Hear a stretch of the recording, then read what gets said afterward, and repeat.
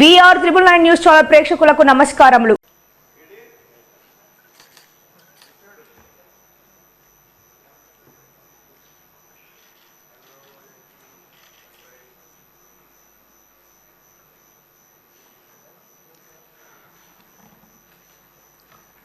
YS Jaganmohan అనే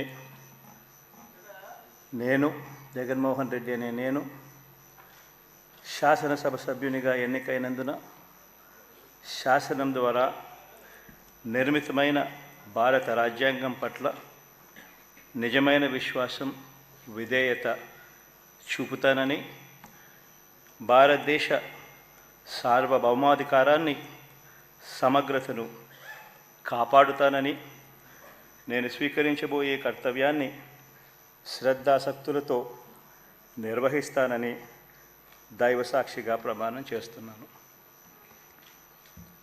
ఆంధ్రప్రదేశ్ శాసనసభ సభ్యుడైన